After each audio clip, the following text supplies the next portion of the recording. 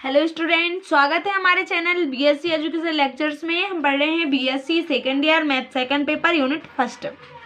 ठीक है, तो वीडियो शुरू करने से पहले हमारे चैनल को सब्सक्राइब करें एंड वीडियोस पसंद आए तो लाइक शेयर एंड कमेंट जरूर करें। बीएससी सेकेंड ईयर की और वीडियोज देखने के लिए हमारे चैनल की प्लेलिस्ट पर जाइए। क्रम से क्वेश्चन सॉल्व करवाए गए हैं यूनिट बाय यूनिट। ठीक है, तो आते हैं प्रश्न क्रमांक 15-20 के यूनिट फर्स्ट में से। तो इम्पोर्टेंट क्वेश्चन है जो कि कई बार पेपर में पूछा जा चुका है। ठीक है, क्वेश्चन है कथन अनंत श्रेणी sigma 1/n raise to the power p is equal to 1/1 raise to the power p plus 1/2 raise to the power p plus 1/3 raise to the power p plus dead plus 1/n raise to the power p plus dead अभिसारी है यदि p greater than 1 तथा अपसारी है यदि p less than and equal than 1। ठीक है, जो कि भोपाल 190-91 में एंड 92-95 11 इंदौर 94 जो कि कई बार पेपर में पूछा जा चुका है। ये देखिए आप लोग। ठीक है, प्रश्न क्रमांक 15 14 पेज पर दिया गया 20 के। ठीक है, अब इसको आगे सॉल्व करते हैं। ठीक है, सॉल्व पर चलते हैं। सबसे पहले जो अपन को दी गई श्रेणी है उसको लिख लीजिएगा। ठीक है, दी गई श्रेणी लिखना 1/n raise to the power p लिखना। सबसे पहले यहाँ पे लिख लेते हैं। देखो यहाँ पे अपन लिखते हैं sigma 1/n raise to the power p is equal to 1/1 raise to the power p 1/2 raise to the power p 1/3 raise to the power p plus dead dash plus 1/n raise to the power p plus dead dash. ठीक है, ये थी अपनी श्रेणी। अब सबसे पहले अपन case first ये किस प्रकार लगा रहे हैं। सबसे पहले जो अपन को क्वेश्चन दिया है उसमें पूछा गया है कि यदि अभिसारी है, अभिसारी कब होगी जब p ग्रेटर देन 1 हो। ठीक है, अभिसारी होगी।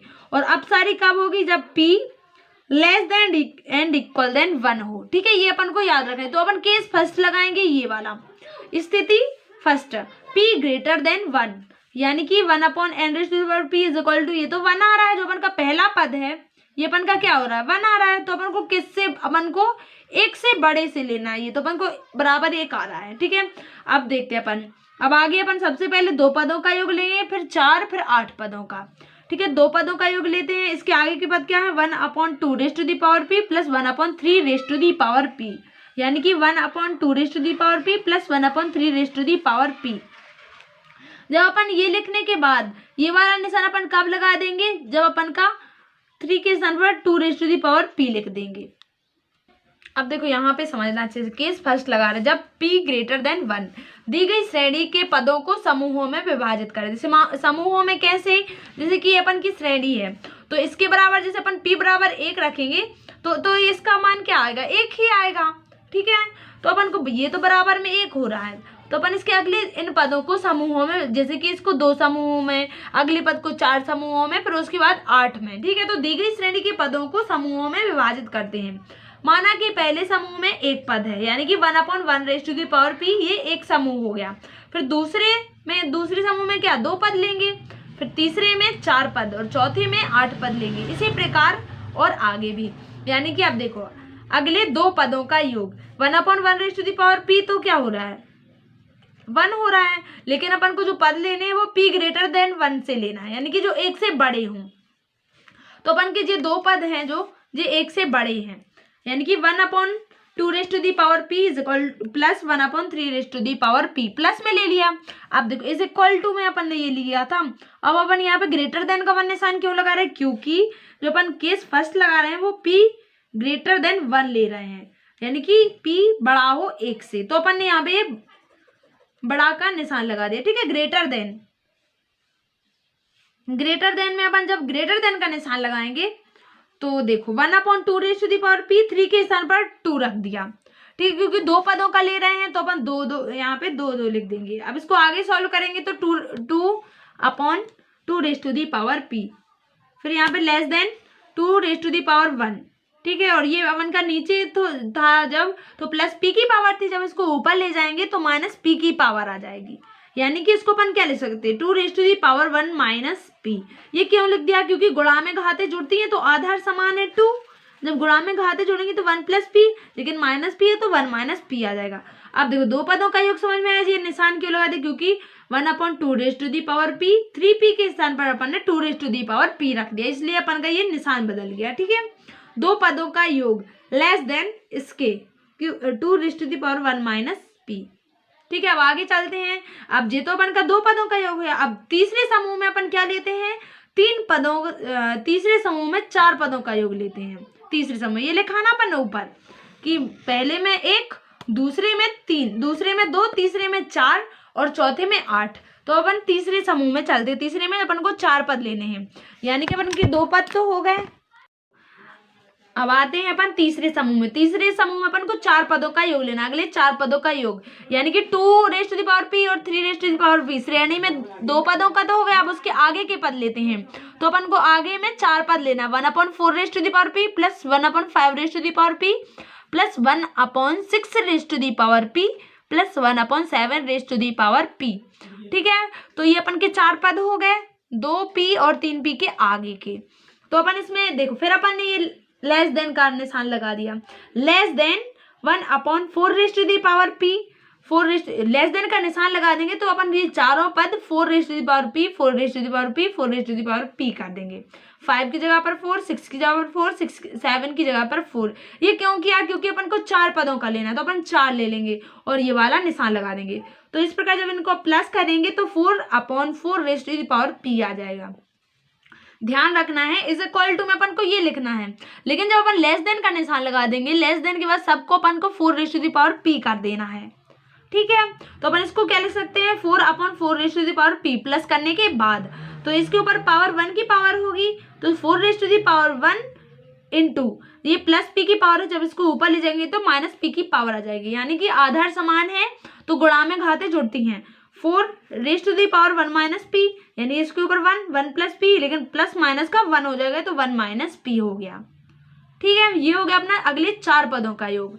अब देखो ये हो गया अपन के कौन से, तीसरे समूह में। अब चलते हैं चौथे समूह में, क्योंकि अपन को बोला गया है कि पहले समूह में अपन को 1 पद लेना है, मतलब माना है अपन ने, पहले में 1, दूसरे में 2, तीसरे में 4, चौथे में 8 लेना। अब अगले समूह पर चलते हैं, तो अगले 8 पदों का योग, अगले 8 पदों का देखो, ये अपन के 7p तक हो गए हैं 4 पदों में, 4, 5, 6, 7 हो गए। अब अगले 8, यानी 7 से 8, 9, 10, 11, 12, 13, 14, 15, तो कितने हो जाएंगे, 8 हो जाएंगे। ठीक है, अब चलते हैं, तो अगले 8 पदों का योग is equal to 1/8 raised to the power p plus 1/n raised to the power p plus 1/10 raised to the power p, 1/11 raised to the power p plus 1/12 raised to the power p plus 1/13 raised to the power p plus 1/14 raised to the power p plus 1/15 raised to the power p. यहाँ पे अपन के 10, 11, 12, 13, 14 लिखे हुए हैं। ठीक है, अब देखो अपन ने लेस देन का निशान लगा दिया, तो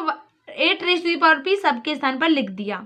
ठीक है, देखो 1/8 raised to the power p plus 1/8 raised to the, 8 पदों का ले रहा है तो 8 लिख देंगे, 4 पदों का ले रहे हैं तो सब जगह 4 लिख देंगे।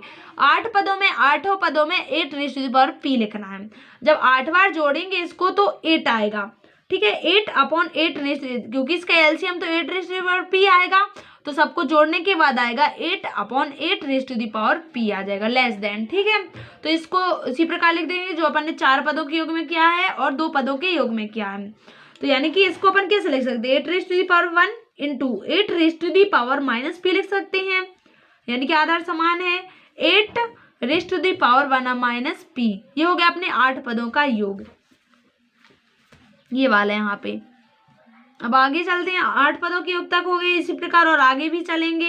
यानी कि अब जो अपन की जो वैल्यूज आई हैं वो अपन की जो अपन की श्रेणी दी हुई है उसमें रखना है। ठीक है, देखो इसी प्रकार और आगे भी अपन को श्रेणी दी हुई है, मतलब कि सिग्मा दी गई श्रेणी is equal to sigma 1/n raised to the power p is equal to 1/1 raised to the power p plus 1/2 raised to the power p plus 1/3 raised to the power p plus डेट एस। ये अपन को श्रेणी दी हुई है। अब देखो अपन ने यहाँ पे लेस देन का निशान लगा दिया। लेस देन का निशान किस आधार पे लगाया, ये देखो अपन का जो p अपन ने ये काय पे सिद्ध किया है, p ग्रेटर देन 1। ठीक है, इस पे सिद्ध किया है, तो अपन का जो p होगा वो 1 से बड़ा यानी लेस देन होगा। जो अपन की जो p है अपन का जी तो 1 से बड़ा होगा, तो अपन ने यहाँ पे लेस देन का निशान लगा दिया। सब में लेस देन लिखा है। और तो 1/1 raised to the power p की वैल्यू कितनी 1 है, plus 1/2 raised to the power p की वैल्यू है अपनी 2 raised to the power 1 minus p plus 4 की 1/3 raised to the power p की 4 raised to the power 1 minus p, और 4p plus 1/4 raise to the power p plus 8 raise to the power 1 minus p। देखो ये हो गया अपना पहला समूह, ये हो गया दूसरा, तो दूसरे में 2 पद हैं, तीसरे में अपन के 4 पद हैं, चौथे में 1/4 raise to the power p, तो 4 raise to the power p में चौथे पद में अपन के 8 हैं, चौथे समूह में 8, तीसरे में 4, जो अपन ने लिखा है माना एक समूह में 1, दूसरे में 2, तीसरे में 4 और चौथे में 8 पद हैं। ठीक है, इतना है समझ में। अब आगे देखो, अब यहाँ पे देखो अपन ने इस प्रकार क्या कर दिया, दी गई श्रेणी लेस देन यानी कि sigma 1/n raise to the power p। ठीक है, ये लिख सकते हैं less than 1 plus 2 raise to the power 1 minus p plus 4 raise to the power 1 p plus 8 raise to the power 1 minus p plus dash dash dash plus 2 raise to the power n। इसका अंतिम पद लिख दिया, यानी कि 2 के ऊपर अपन की ये पावर n के, जैसे कि इसके ऊपर अपन 4 को क्या लिख सकते हैं, 2 रेज टू दी पावर 2 की पावर, 8 को 2 के ऊपर 3 की पावर, 2 दूनी 4 दूनी 8, तो अपन यहाँ पे 1। अब देखो 2 के स्थान पर जैसे n के स्थान पर 1 रखते हैं तो अपन का ये पद आ जाएगा, n के स्थान पर 2 रखते हैं तो ये वाला पद आ जाएगा, n के स्थान पर 3 रखते हैं तो ये वाला पद। इस प्रकार इसका अपन ने अंतिम पद भी लिख दिया। ठीक है, उपयुक्त, अब ये वाला कथन अच्छे से समझिएगा। उपयुक्त आसमिका के दाएं पक्ष की श्रेणी एक गुणोत्तर श्रेणी है। ये वाली जो श्रेणी है अपनी, जो अपन को ऊपर दी हुई है, ये अपनी गुणोत्तर श्रेणी। अब देखो उपयुक्त आसमिका के दाएं पक्ष की श्रेणी ये वाली एक गुणोत्तर श्रेणी है, जिसका सार्वनुपात क्या है, 2 raise to the power 1 minus p है। ये सार्वनुपात, ये अपन को समझ में आ रहा है कि नहीं आ रहा, देखो इसका सार्वनुपात ये अपन को अंतिम पद में बताया गया 2 raise to the power 1 minus p के हिसाब से ये बढ़ रहे हैं आगे, तो जिसका गुणोत्तर श्रेणी है जिसका सार्वनुपात 2 raise to the power 1 minus p है, जो 1 से कम है, क्योंकि p ग्रेटर देन 1, 1 से कम है, ये लेस देन, देखो ये वाली जो है लेस देन, अरे यार ये समझाना, अब यहाँ पे आप लोग समझिएगा, जो अपन की ये वाली श्रेणी है वो लेस देन 1 है, लेकिन अपन कर क्या रहे हैं, p ग्रेटर देन 1, p जो है 1 से बड़ा होना चाहिए। इस प्रकार अपन ने ये सिद्ध कर दिया कि जो 1 से कम है, क्योंकि p ग्रेटर देन 1, अतः गुणोत्तर श्रेणी परीक्षण से दाएं पक्ष की श्रेणी अभिसारी है। अभिसारी कब सिद्ध हो रही है, जब p ग्रेटर देन 1 है, यानी कि जो अपन को सिद्ध करना था क्वेश्चन में, ये देखो क्वेश्चन में जो अपन को सिद्ध करना था, श्रेणी अभिसारी है यदि p ग्रेटर देन 1।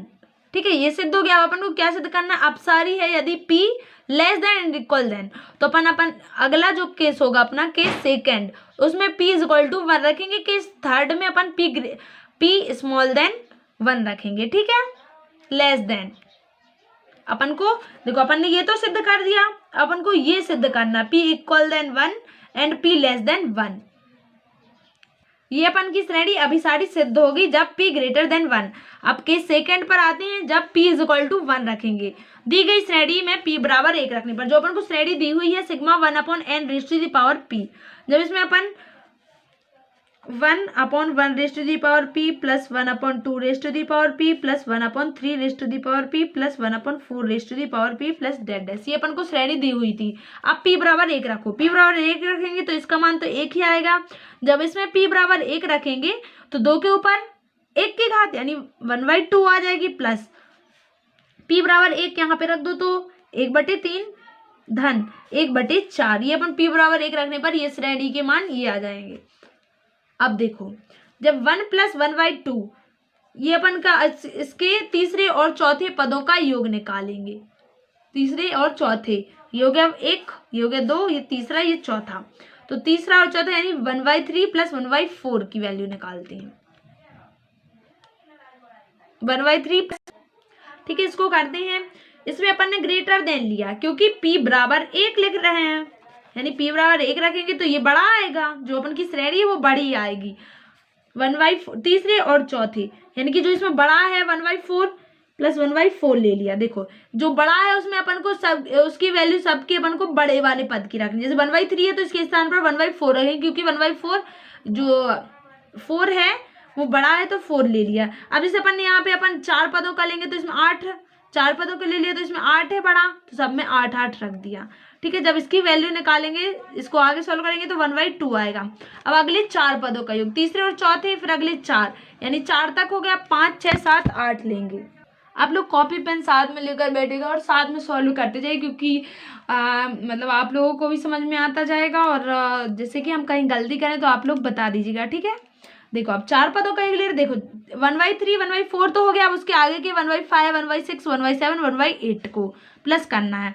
अब देखो जब यहाँ पे अपन की जब इसको अपन 1/8 सब जगह लिख देंगे तो अपन की ये निशान भी बदल जाएगा, ये ग्रेटर देन में आ जाएगा, यानी कि अगले 4 पदों का योग ग्रेटर देन 1/8। देखो 1/5 के स्थान पर भी 1/8 रख दिया, 1/6 के स्थान पर भी 1/8 और 1/7 के स्थान पर भी 1/8 रख दिया, धन 1/8। सब जगह इसको आगे सॉल्व करेंगे तो क्या आएगा 1/2। अब देखो 1/2 आ रहा है, इसीलिए अपन ने डायरेक्ट तीसरे और चौथे पद को जोड़ा, क्योंकि जो प्रथम पद था 1 था और दूसरा पद था वो 1/2 था, ठीक है। इसलिए अपन ने डायरेक्ट तीसरे और चौथे पद से जोड़ा है, क्योंकि इसका भी 1/2। अब इसके आगे बिल्कुल एक जैसे आ रहे हैं 1/2 इसी प्रकार अब आगे भी दी गई श्रेणी में इसकी वैल्यूज रखेंगे, देखो वैल्यू कैसे रखनी है, इसी प्रकार आगे भी दी गई श्रेणी सिग्मा 1/n⁻p ग्रेटर देन 1 + 1/2, ये तो पहला पद हो गया और ये दूसरा पद।